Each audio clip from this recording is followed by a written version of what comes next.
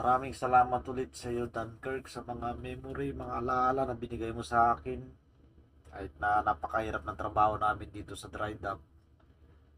At least, nabigyan din ako ng pagkakataon para makarating dito sa France, Europe. So, kung hindi naman lahat ng mga seaman nakakarating dito, no? Kaya, blessed pa rin tayo kahit papano, at kahit na napakahirap ng trabaho na dinanas, siyempre masaya pa rin tayo. Kaya Captain cannot decide because On the deck, the bridge. Go ahead. On the anchor, please.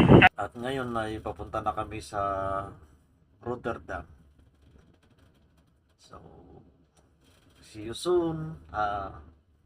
Rotterdam, sana makapasyal din ako dyan bago umuwi. And I think mga 3 days na lang makakauwi na rin.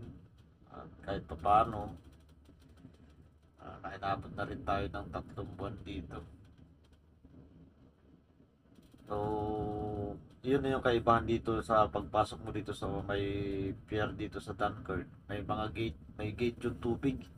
Hindi ka basta makakalabas at hindi ka rin basta makakapasok. So, kailangan mo ng mga approval or siyempre, kailangan may contact muna bago makapasok dito. At ito nga yung ginagawa namin. Hintay muna kami.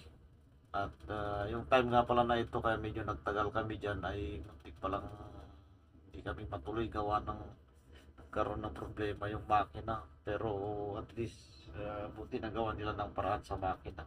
Standby po deploy na sana kami niyan that time eh. I got And pagkatapos ng sunshine, matinding pagod, I got sun, tayo. Siyempre mabait ang ating kusinero, magaling. beef garlic, Ating ang tutulong para sa atin. Ito lang yung pagbawi talaga. chicken Kumain rolls. na ng kumain hanggang gusto. Uy, ganito lang ang buhay ng offshore. Yun, Katulad ng kumadaling mga ibang barko na pinanggalingan ko sa river na tuna, kailangan mong hati-hatiin mo divide yung pagkain ng tao. and So may limit veggies, dito spinach. sa amin. Is the limit. Let's go! Ay, gusto mo.